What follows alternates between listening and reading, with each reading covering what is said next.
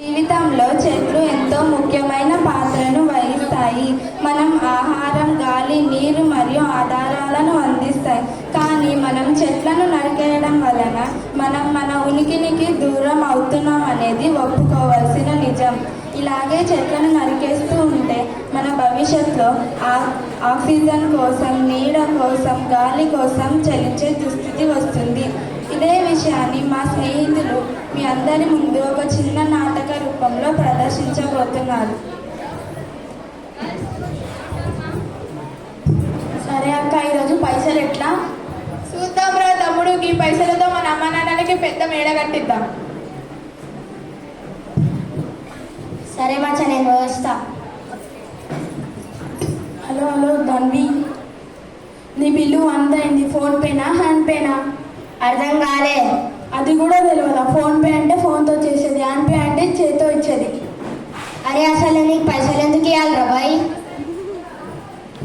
ఒకసారి అక్కడ చూడు.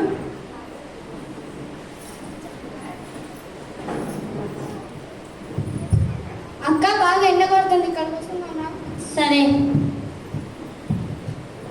అరేది మరి అన్యాయం రా. చెట్టు నీడకి ఎవడైనా బిల్లు ఎత్తాడా రా? వాడు కట్టాడు కానీ నేను కట్టిస్తా. వెనకడికి నీసోంటోడే పెళ్లికి పిలిచి ఇస్తరాకులు ఎత్తిచ్చిండ్రా బాయ్. పైసలంటే మరి గంత ఇదేం తమ్ముడు?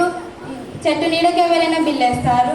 ఉత్తగా దొరికే ఉసుక మీద బిల్లు వేస్తే ఎవడు అడగడు. ఉత్తగా దొరికే లీద మీద బిల్లు వేస్తే ఎవడు అడగడు. హాస్పిటల్లో ఆక్సిజన్ కోసం బిల్లు వేస్తే ఎవడు అడగడు. నా రెక్కల కష్టం మీద, నా తాగల గాలికి, వానకి, ఎండకి, ధూళికి కాపాడుకుంటూ వస్తే మీరు నా చెట్టు నీడకి కూర్చొని బిల్లు కట్టకుండా పోతా అంటారా? ఉసుక ఒత్తిగా దొరికినా అన్ని ఉసుక ఇల్లు కట్టనీకే పనికిరావు తమ్ముడు. నువ్వు చూసినావా అక్క? నీళ్ళతో నువ్వే చెప్పినావు. వాళ్ళు ఉత్తగానే బిల్లు అయితే నువ్వు నా గాలి వాడినా, నా నీళ్ళ వాడినా, నా చెట్టు నుంచి వచ్చి ఆక్సిజన్ కూడా వాడినావు. ఇంకా చెప్పు, నా తప్పేముంది?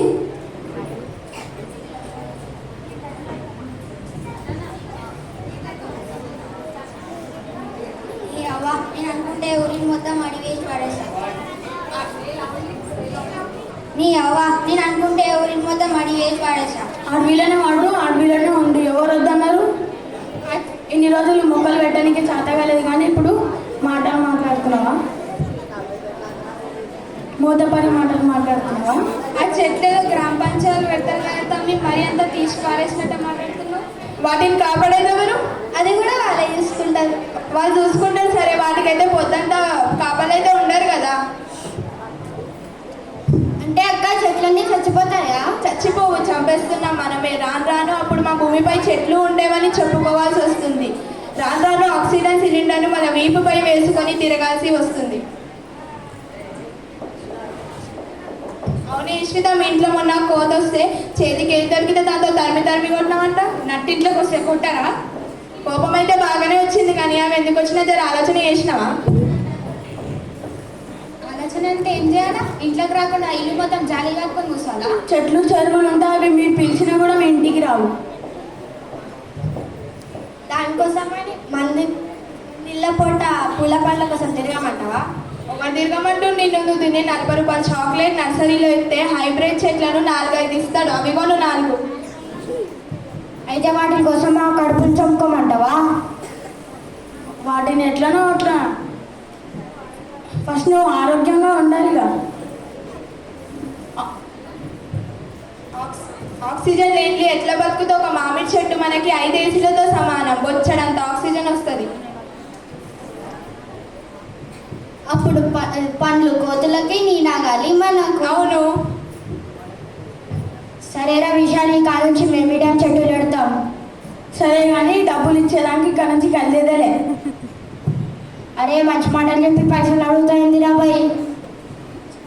మంచి మాటకి నా చెట్టుకి లింక్ పెట్టక ముందే నా చెట్టుకు మంచి డిమాండ్ ఉంది. పైసలు ఏమైనా కొంగు పట్టుకుని తిరుగుతామా ఏంటి? తప్పదుగా, పైసలు ఇచ్చాకే పోర్రి.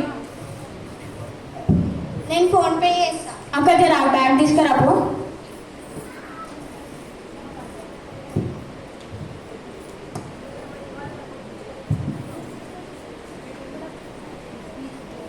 నేను కూడా ఫోన్పే చేస్తాను. అవగాడుంది చూడు కొట్టి పోను.